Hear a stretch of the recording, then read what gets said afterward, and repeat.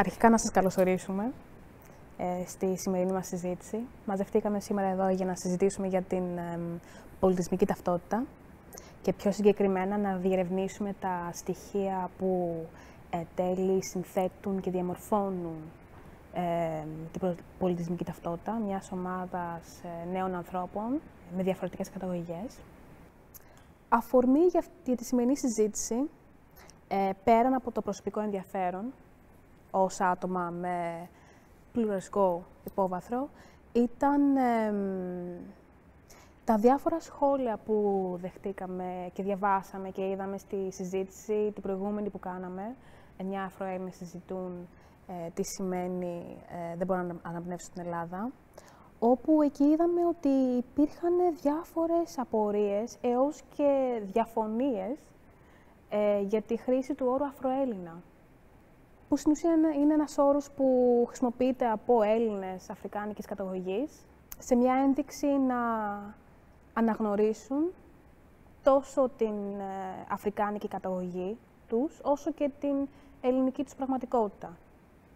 Και οπότε, βάσει αυτού, σκεφτήκαμε ότι είναι μια ωραία αφορμή για να μαζευτούμε και να κάνουμε μια συζήτηση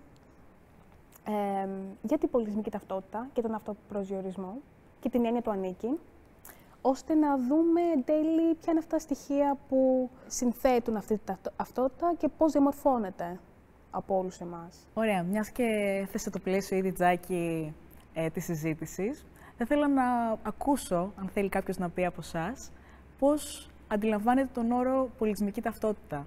Αν έχετε κάποιο ορισμό στο μυαλό σας ή κάποια αίσθηση. Νατάνη.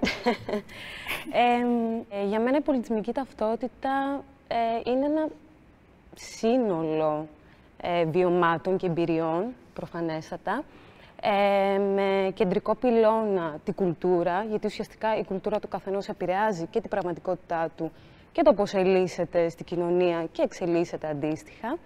Και ουσιαστικά, άμα πάρεις αυτό το σύνολο των βιωμάτων και των εμπειριών και τα κάπως κολλήσει, ας πούμε, σαν παζλ, θα σε οδηγήσει στη ταυτότητά σου, που ουσιαστικά είναι η αλήθεια σου και αυτός που πραγματικά είσαι. Είμαι η Νατάνη, είμαι 28 χρονών και η καταγωγή μου είναι από την Αιθιοπία. Για μένα η πολιτισμική ταυτότητα είναι ρευστή, πρώτα απ' όλα.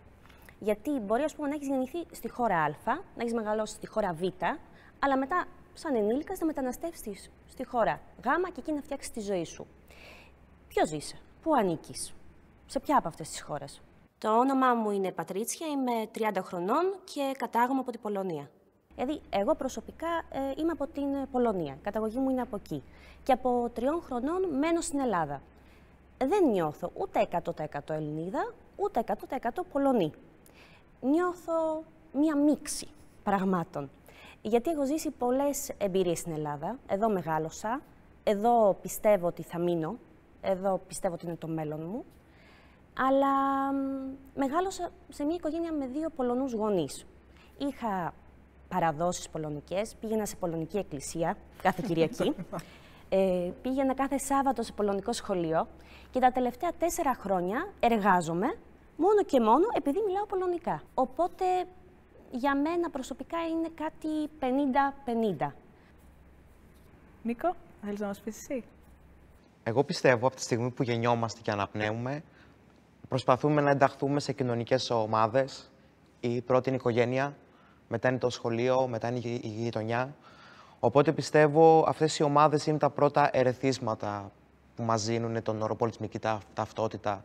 Απλώς γενικότερα πιστεύω ότι είναι στο DNA του ανθρώπου να προσπαθεί να εντάζεται σε κοινωνίες και να αποκτά ένα ρόλο σε αυτή τη κοινωνία και να έχει ένα αντίκτυπο, ένα feedback από τους γύρω του. Εγώ προσωπικά αυτό το κατάλαβα όταν έφυγα από Ελλάδα και πήγα στο εξωτερικό και προσπαθούσα με νύχια και με δόντια να ενταχθώ σε μια κοινωνική ομάδα τελείως διαφορετική από τη δική μου, από εκεί πέρα που άνοικα, από εκεί πέρα που είχα μεγαλώσει, μια επαρχία της Ελλάδας. Δηλαδή, στα 24 μου μετακόμισα στη Καραϊβική, έφυγα από Ελλάδα, 24 με 25, και ξαφνικά βρίσκομαι σε μικροσκοπικά νησιά, με ανθρώπους με άλλο χρώμα, με άλλο πολιτισμό, με άλλη θρησκεία. Όλο αυτό με εγωίτευσε φυσικά πάρα πολύ και ένιωθα πολύ ενθουσιώδης να προσαρμοστώ και να γίνω ένα με την κοινωνία. Βασικά για να μπορέσω και εγώ να έχω μια normal καθημερινότητα, δηλαδή να αισθάνομαι normal με τους γύρω μου. Οπότε πιστεύω αυτό είναι το πρώτο πράγμα που συγκλώνησε και ταρακούνησε την πολιτισμική μου ταυτότητα μέχρι όπως ήταν στα 24 μου δηλαδή. Πάντα υπάρχει ένα μικρό κομμάτι μέσα μου που ξέρω ότι δεν είναι ακριβώς το ίδιο με τους άλλους. Αλλά νιώθω καλά εξίσου και στις δύο χώρες. Αλλά όταν, ας πούμε, καλείσαι να τοποθετηθείς και να πεις από πού πολύ είσαι. συχνά με ρωτάνε, Ναι. είσαι Ελληνίδα ή Πολωνή. Με ρωτάνε οι συγγενείς μου στην Πολωνία. Δηλαδή, πώς νιώθεις πιο πολύ Ελληνίδα ή πιο πολύ Πολωνή. Και τους λέω, σε αυτούς λέω νιώθω πιο πολύ Πολωνή, εδώ τους λέω νιώθω πιο πολύ Ελληνίδα. Δηλαδή, προσπαθώ να τους ευχαριστήσω όλους κατά κάποιο τρόπο. Ξέρετε τι με προβληματίζει πάρα πολύ. Γιατί πάντα το ερώτημα είναι πού σου αρέσει περισσότερο. Δεν καταλαβαίνω για ποιο λόγο πρέπει να επιλέξεις. Δηλαδή και πάντα πέφτει αυτή η ερώτηση. Πού σου αρέσει περισσότερο. Δηλαδή με το που, ας πούμε, η πρώτη ερώτηση από πού είσαι και μετά, μόλις πεις από πού είσαι, η δεύτερη αμέσως ερώτηση είναι πού σου αρέσει περισσότερο. Και δεν καταλαβαίνω για ποιο λόγο πρέπει να επιλέξεις. Πρέπει να επιλέξεις. Πρέπει να ανήκεις κάπου. Η Α ή Β. Δεν μπορείς να είσαι λίγο απ' όλα. Πρέπει να είσαι κάτι συγκεκριμένο. Ειδικά όταν είσαι πιο μικρός, τώρα εμένα έχουν σταματήσει να με ρωτάνε με την ίδια συχνότητα τη συγκεκριμένη ερώτηση. Όταν ήμουν πιο μικρή ήταν κάθε δεύτερη μέρα περίπου. Εντάξει, υπερβολή. Όταν γνώριζες όμως καινούριους ανθρώπους, ήταν κάτι το οποίο περίμενες να έρθει κάποια στιγμή στη συζήτηση. Εμένα η άλλη ερώτηση που έρχεται μετά από όλες αυτές νομίζω είναι θα πήγαινες ποτέ πίσω να ζήσεις πάλι εκεί. Ναι, Ενώ δεν ναι, έχω ζήσει. Ναι. Νομίζω είναι και αυτή η τρίτη ερώτηση που έρχεται μετά τις δύο πρώτες. Ονομάζομαι Άντα Τσαουσάη, είμαι 25 χρονών, η καταγωγή μου είναι από την Αλβανία. Εγώ προσωπικά δεν έχω ζήσει, κατάγομαι από την Αλβανία, αλλά δεν έχω ζήσει εκεί. Έχω μεγαλώσει στην Ελλάδα. Πήγαινα τα καλοκαίρια, τα βιώματά μου είναι πολύ παρόμοια με της Πατρίσιας. Οπότε το αν θα πήγαινα να μείνω μόνιμα εκεί, ναι, πάντα υπάρχει πιθανότητα. Όπως σε όλες τις χώρες του κόσμου υπάρχει πιθανότητα να πάω να ζήσω. Άρα αυτή η ερώτηση δεν ξέρω, πάντα με κουμπλάρει λίγο. Εμένα περισσότερο κάποιες φορές με κάνει να αισθάνομαι ανεπιθύμητη. Εσένα σε έχουν ρωτήσει καθόλου Νικό, όσο ήσουν στη Γαραϊβική, για παράδειγμα. Το ίσως θα έχεις αισθανθεί. Εμείς, εντάξει, έχουμε ένα συγκεκριμένο background και είναι κάποια πράγματα κάπως πιο αναμενόμενα. Αλλά εσένα, ας πούμε, σε έχουν φέρει σε αυτή την. Βασικά το πρώτο 9μηνο στα Barbados, που ήταν και βάση μου, ήταν αρκετά δύσκολο. Το να βλέπεις ένα λευκό αγόρι στις γειτονιές των Barbados να περιτριγυρίζει έτσι, με κοιτάγαν σαν εξωγήινο λίγο. Και ήταν λίγο δύσκολο, ότι γιατί είσαι εδώ, τι ήρθες να κάνεις. Μου είπαν πήγαινε πίσω στη χώρα σου, αρκετοί, η πλειοψηφία θα έλεγα. Γενικότερα, οι περισσότεροι πίστευαν ότι είμαι ή από Αγγλία ή από Ισπανία ή από Γαλλία, από μεγάλες ευρωπαϊκές χώρες. Και εγώ τους έλεγα, παιδιά, είμαι από Ελλάδα. Τους έλεγα. Μου λέγανε άλλοι, πού είναι αυτό. Οι άλλοι μου λέγανε ότι στη Ελλάδα. Τους έλεγα, ναι. Μου λένε, εκεί δεν είναι όλοι. Είχαν δει τους 300 με το Λεωνίδα. Και νομίζαν πως είναι όλοι θηρία. Τους έλεγα, δεν είναι όλοι έτσι. Υπάρχουν και μικροκαμωμένοι Έλληνες. Θεωρείτε ότι υπάρχουν στοιχεία που σας δημιουργούν κάποια σύγκρουση μέσα σας? Είμαι γέννημα Θρέμα Αθηνά, όπως ανέφερα και προηγουμένως, και εννοείται δηλαδή πολλά πράγματα της Ελλάδος είναι δικά μου κομμάτια. Και ίσως και πολύ παραπάνω και από τα κομμάτια της Αιθιοπίας, ας πούμε. Από εκεί και μετά ήμουν σίγουρα σε μια άρνηση, επειδή προγραμματίστηκα στη σκέψη και στην ιδέα του ότι δεν είσαι Ελληνίδα και δεν είσαι Ελληνίδα. Αυτό έπρεπε δηλαδή σίγουρα να πω και εγώ ίδια στον εαυτό μου πως είσαι Ελληνίδα. Έχεις πράγματα, σε εκφράζει η κουλτούρα η ελληνική ως ένα σημείο πάντα. Αυτό, ναι. Και ήταν σίγουρα κάτι αρκετά δύσκολο δηλαδή, ναι, και χρονοβόρο. Εγώ είμαι από δύο διαφορετικές κουλτούρες. Τρίτη είναι η Ελλάδα, γιατί οι γονείς μου είναι από δύο διαφορετικές χώρες. Η μητέρα μου είχε μια κολλητή, η οποία τα είχε με τον κολλητό του πατέρα μου. Και ο πατέρας μου ήθελε τη μητέρα μου από την αρχή, από ό,τι έχω καταλάβει. Και την ήθελε και την κυνηγούσε και η μητέρα μου δεν τον ήθελε καθόλου. Και σε κάποια φάση η μητέρα μου γύρισε και του είπε ότι κόψε το, δεν θέλω τίποτα να κάνω με σένα. Και δεν του μίλησε ωραία. Και γύρισε η κολλητή της και της είπε ότι δεν του μίλησε ωραία, οπότε πρέπει να ζητήσει συγγνώμη και δεν ήταν σωστό αυτό που έκανες. Και γύρισε και του είπε συγγνώμη και κάπως έτσι ξεκίνησε το love story τους. Η μητέρα μου δεν ήθελε τον πατέρα μου στην αρχή λόγω της καταγωγής του και νομίζω φοβόταν πιο πολύ την διαφορά. Καθώς μεγάλωνα, βασικά όχι, πριν στο δημοτικό, δεν ήθελα καθόλου επαφή με την κουλτούρα του πατέρα μου. ήμουν ρατσίστρια, ξέρω εγώ, στο δικό μου αυτό, κατά κάποιο τρόπο. Αλλά νομίζω πως ο λόγος που δεν ήθελα καθόλου επαφή με την κουλτούρα του πατέρα μου ήταν επειδή καθώς πήγαινα σε ελληνικό σχολείο, βίωσα και εγώ ρατσισμό. Και ήταν πιο πολύ το είσαι μαύρη, δεν ήταν ότι είσαι από τις Φιλιππίνες. Οπότε το είσαι μαύρη και είσαι μαύρη με έκανε πιο πολύ να μισώ αυτό το κομμάτι. Ναι. Και γι' αυτό δεν ήθελα καθόλου επαφή με αυτό. Και μετά έβαλα ράστα. Δεν θυμάμαι τι έγινε, αλλά θυμάμαι τη μέρα εκείνη ήμουν πάρα πολύ χαρούμενη με τον εαυτό μου. Και τώρα είμαι πάρα πολύ καλά, ενώ ότι αγαπώ και τις δύο κουλτούρες. Ίσα. Με τον πατέρα μου δεν έχω κάνει ποτέ τη συζήτηση για το ρατσισμό που έχω βιώσει, ούτε για το ρατσισμό που έχει βιώσει και πάντα πήγαινα στη μητέρα μου για αυτή τη συζήτηση. Ενώ πιστεύω ότι με τον πατέρα μου θα ήταν πιο εύκολο να ταυτιστώ και αυτός να ταυτιστεί μαζί μου λόγω του χρώματός μας. Γεια σας, είμαι η Μεστίσα, είμαι 21 και είμαι από τις Φιλιππίνες και την Ιγυρία, αλλά έχω γεννηθεί και μεγαλώσει εδώ στην Αθήνα και στην Ελλάδα. Υπήρχαν δυσκολίες, δηλαδή σε κάποιες φάσεις, γιατί μέσα στο σπίτι βίωνα άλλη κουλτούρα, άλλο πολιτισμό, ενώ έξω διαφορετικά. Οπότε έπρεπε να μοιράσω κάπως το βάρος ή να βρω την ισορροπία σε αυτό και στις συζητήσεις και το πώς θα σκεφτώ ή ποια θα είναι τα βήματα μετά. Σε βάθος χρόνου αρχίζεις και καταλαβαίνεις ότι όλα αυτά είναι κάπως ελεύθερα. Δηλαδή,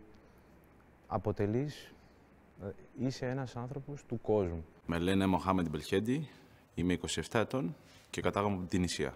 Η αλήθεια είναι ότι πιστεύω ότι αυτό το πρώτο στάδιο της προσαρμογής και του να ενταχθεί στην κοινωνία, ότι πέρασαν πιο έντονα οι γονείς μου, παρότι γιατί εγώ δεν τα θυμάμαι. Ωστόσο, κάποια πράγματα νομίζω ότι όντως γίνανε, όπως είναι το να... τα αλβανικά μας ονόματα είναι αρκετά δύσκολα π.χ.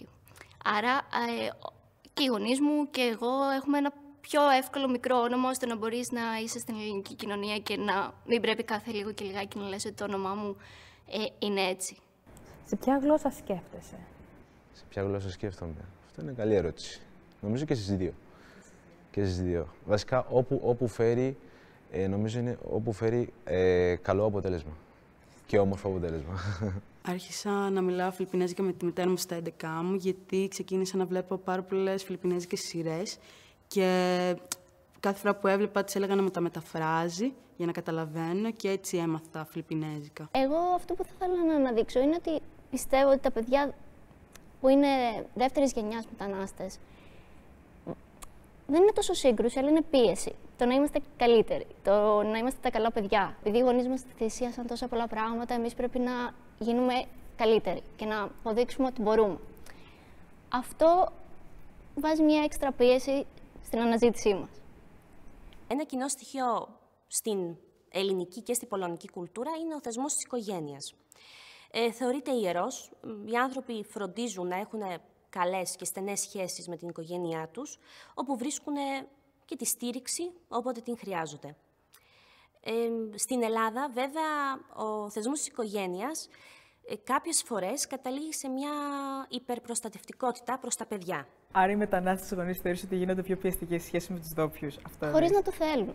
Ναι. Επειδή βάζουμε την έξτρα πίεση ότι πρόσεχε, ας πούμε, θα βγεις έξω, πρόσεχε πώς θα μιλήσεις, να φέρεις λίγο πιο ευγενικά. Οπότε... Γιατί αντιπροσωπεύεις κατά κάποιο τρόπο αντιπροσωπεύεις τη χώρα. Ναι. Το έχω ακούσει πολλές φορές αυτό. Ναι. Εμένα μου το έλεγαν επί λέξη, είσαι πρεσβύρα της χώρας σου, οπότε δεν μου αφήναν κάποιο έτσι θολό το σημείο, ήταν ξεκάθαρο.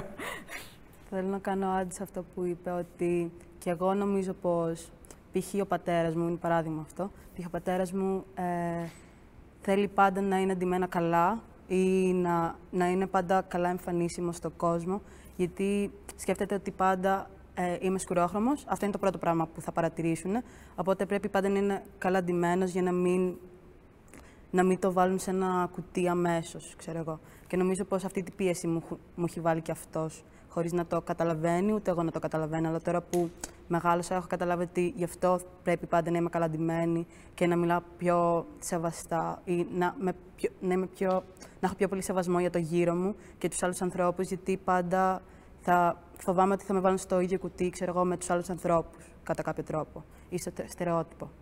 Αυτό. Ποιους άλλους ανθρώπους? Ενώ οι ντόπιοι εδώ, ότι δεν ξέρω πώς να το εξηγήσω.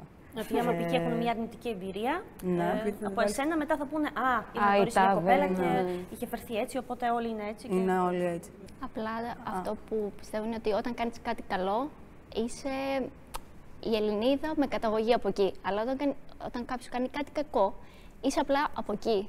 Δεν φεύγει το ελληνικό κομμάτι τώρα που είμαστε στην Ελλάδα. Αντίστοιχα και στις άλλες χώρες, φαντάζομαι. Ότι το κακό αμέσως συνδέεται με τη χώρα καταγωγή σου, ενώ αν κάνεις κάτι καλό, σε εισαγωγικά όλα αυτά, καλό και κακό, είσαι Ελληνίδα. Έχετε αισθανθεί ποτέ σας αμήχανα με το να αποκαλείτε τους εαυτούς σας Έλληνες ή Ελληνίδες στη ζωή σας, στις μετακινήσεις σας? Εννοείται. Ναι, φούλη, 100%. Και βασικά η αλήθεια είναι η πρώτη φορά που με ουσιαστικά αποκάλεσαν και Ελληνίδα ήταν όταν ζούσα στην Γαλλία, που είχα πάει μέσω ενός προγράμματος ανταλλαγής φοιτητών, τέλος πάντων, όταν ήμουν ακόμα στο προπτυχιακό. Και τους έλεγα το background και τους έλεγα είμαι από Αιθιοπία, γιατί είχα συνηθίσει να λέω πως είμαι από Αιθιοπία. Και μου λέγανε πώς και έκανες τόσο μακρύ ταξίδι και ήρθες στη Γαλλία από την Αιθιοπία και κάτι τέτοιες ερωτήσεις. Και τους έλεγα όχι, έχω γεννηθεί στην Ελλάδα, μεγαλώσει, αλλά είμαι από Αιθιοπία. Α, και μου λέγανε άρα είσαι Ελληνίδα. Εντάξει, ήταν κάπως ένα σοκ η αλήθεια είναι. Δεν ξέρω γιατί. Γιατί, ναι, ήταν πολύ περίεργο, πάρα πολύ περίεργο και αυτό μου έχει μείνει και μέχρι σήμερα. Δηλαδή, δεν μπορώ 100% με αυτοπεποίθηση να με πω Ελληνίδα. Δεν ξέρω. Ναι. Αλλά περιγράφεις και ότι στην ουσία συνειδητοποίησες ότι... Αυτή ήτανε, ναι. Η συνειδητοποίηση ήταν όταν πήγες έξω. Ναι, ναι. Η συνειδητοποίηση ήταν όταν πήγα έξω. Που και αυτό είναι αρκετά ακραίο, η αλήθεια είναι. Ναι. Το γεγονός ότι είμαι μια γυναίκα από την Αφρική και συγκεκριμένα από την Αιθιοπία σίγουρα επηρεάζει την καθημερινότητά μου. Και πόσο μάλλον στην Ελλάδα, η οποία Ελλάδα, εντάξει, δεν είναι και τόσο... είναι πολυπολιτισμική, σίγουρα, αλλά δεν είναι σε βαθμό που είναι κάποιες άλλες χώρες, ας πούμε. Βλέπε Αγγλία, για παράδειγμα.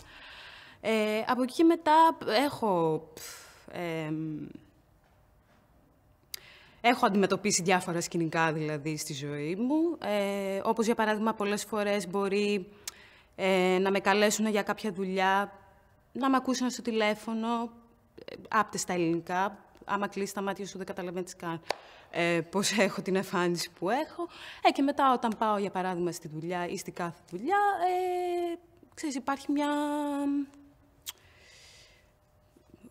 Λένε, ξέρεις ότι δεν είσαι αυτό που περιμέναμε. Και πολλές φορές αυτό, εντάξει, η αλήθεια είναι πλέον το περνάω στην πλάκα και μπορεί να πω κι εγώ κάποιο έτσι λίγο πιο χιουμοριστικό σχόλιο.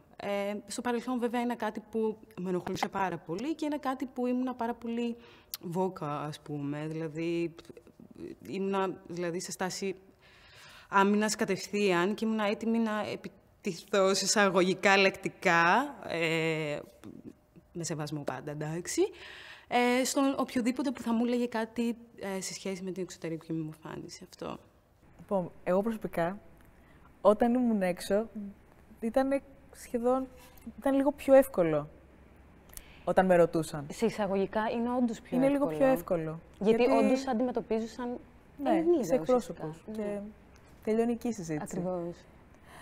Θεωρείτε ότι είχατε, όπως κινείστε μέσα στον κόσμο, ότι μπορεί να υπάρχουν κάποια στερεότυπα τα οποία σας ακολουθούν βάσει το που κατάγεστε, το πώς είστε, τη γλώσσα μιλάτε, τι θρησκεία μπορεί να έχετε, δεν ξέρω εσείς αν πιστεύετε σε κάτι που ο καθένας τι μπορεί να πιστεύει. Υπάρχουν στερεότυπα, π.χ. ότι οι Φιλιππινέζοι καθαρίζουν σπίτια και εγώ δεν το έχω βιώσει προσωπικά αυτό και ούτε η μητέρα μου κάνει αυτή τη δουλειά πλέον, γιατί την έκανε παλιά. Αλλά π.χ. γνωρίζω άτομα τώρα που είμαι 21, τα οποία έχουν στο σπίτι τους μια κυρία η οποία είναι Φιλιππινέζα και αυτές οι κυρίες περισσότερες φορές είναι φίλες της μητέρας μου. Σαν στερεότυπα, τα τελευταία χρόνια και στα Χανιά που μεγάλωσα δεν βίωσα, η αλήθεια είναι τίποτα τέτοιο. Πιστεύω ότι ήμουν αρκετά τυχερή σε αυτό. Δηλαδή, η κριτική κοινωνία για μένα ήταν αρκετά ανοιχτή. Στην Αθήνα, από ό,τι έχω συζητήσει, ήταν λίγο πιο δύσκολα τα πράγματα, γιατί είναι λίγο πιο απρόσωπη η κοινωνία. Δηλαδή, δεν υπάρχουν πιο μικρές γειτονιές και κοινότητες. Περπατώντας στον δρόμο, δεν θα μου την έπεφτε κάποιος τόσο εύκολα. Διότι υπάρχει αυτό το στερεότυπο ότι εμείς σκορπούμε το φόβο. Νομίζω συνδέεται και με πολλά γεγονότα που συνέβησαν στον κόσμο και συνδέουν τη γλώσσα και τον ήχο της ίσως με ταινίες, ίσως με κάποια γεγονότα που υπήρξαν παλιότερα, όπως τρομοκρατικές επιθέσεις. Ακούς αραβικά και σου πάει στο μυαλό ο Μπιν Λάντεν. Είναι μια λανθασμένη οπτική γωνία. Σίγουρα μέσα από κάποιες ταινίες ή από την τηλεόραση έχει προβληθεί ο Άραβας, δηλαδή ως ο τρομοκράτης, αυτός που θα τιναχτεί για δικούς του, για τα δικά του πιστεύω, ότι ήρθανε μουσουλμάνοι να μας κατακτήσουν, να μας φοβήσουν, να μας σκοτώσουν, όλο αυτό το στερεότυπο. Ένα δικό μου είναι ότι, τέλος πάντων, με το που αρχίζεις να γίνεις σε 18 και προσπαθείς να φτιάξεις λίγο τα χαρτιά σου, να πας στις δημόσιες υπηρεσίες.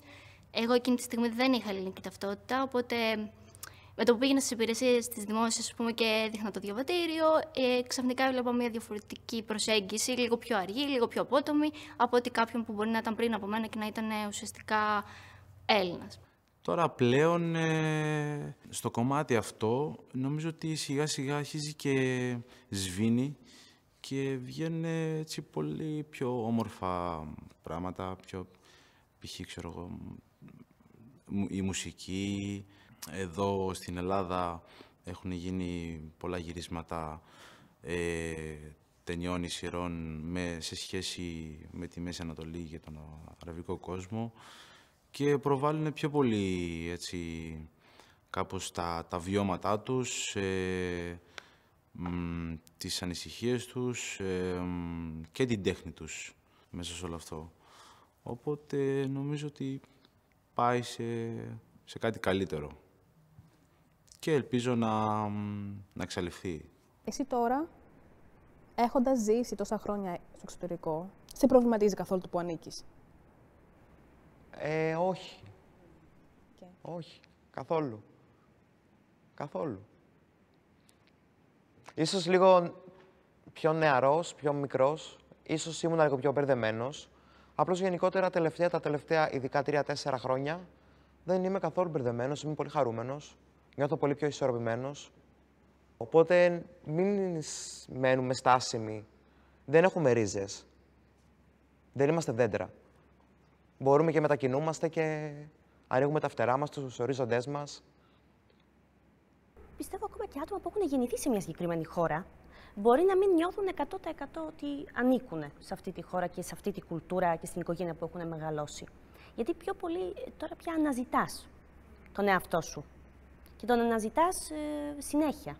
Εγώ πλέον ως Νατάνη, τουλάχιστον ενέτη 2021 δηλαδή, σίγουρα θα αυτοπροσδιοριστώ ως μια γυναίκα που έχει ρίζες από την Αιθιοπία, που έχει γεννηθεί και μεγαλώσει στην Ελλάδα και από εκεί και μετά έχω κρατήσει μέσα μου ένα, ας πούμε, συνονθήλευμα πραγμάτων από λαούς με τους οποίους είτε έχω έρθει εγώ επαφή, είτε λόγω κοινού περιβάλλοντος, ας πούμε, έχω κρατήσει κάποια πράγματα. Ας πούμε, το discipline των Κεντροευρωπαίων, η μουσική και επίσης το ταπεραμέντο των Βραζιλιάνων, η ασιατική κουζίνα. Ξέρεις, είναι πολλά μικρά και διαφορετικά πράγματα, τα οποία πραγματικά κάνουν αυτό που είμαι σήμερα. Αλλά κατά κύριο λόγο, σίγουρα η κουλτούρα που υπερισχύει είναι, εντάξει, η αιθιοπική και η ελληνική. Πολύ περήφανα και πολύ όμορφα το λέω αυτό. Κάποιες φορές μπορεί να περνάει από το μυαλό μας το τι είμαστε, που ανήκουμε, αλλά σπάνια βάζουμε σε σειρά τη σκέψη μας και αναζητούμε όλα τα ειδικά χαρακτηριστικά ή συστατικά στοιχεία που μπορεί να μας κάνουν αυτό που είμαστε τώρα. Πιστεύουμε ότι είναι κάτι δυναμικό και γι' αυτό θέλησαμε να κάνουμε αυτή τη συζήτηση. Γιατί πιστεύουμε ότι επηρεάζεται από διαφορετικούς παράγοντες και δεν παραμένει στατικό στο χρόνο. Σε 10 χρόνια από τώρα μπορεί να αυτοπροσδιοριζόμαστε με διαφορετικούς τρόπους, μπορεί να έχουμε αλλάξει τόπο διαμονής, μπορεί να έχουμε έρθει σε επαφή με διαφορετικούς ανθρώπους και να έχουμε επιλέξει να καθορίσουμε και να καθοριστούμε με διαφορετικούς τρόπους. Σας ευχαριστούμε πάρα πολύ.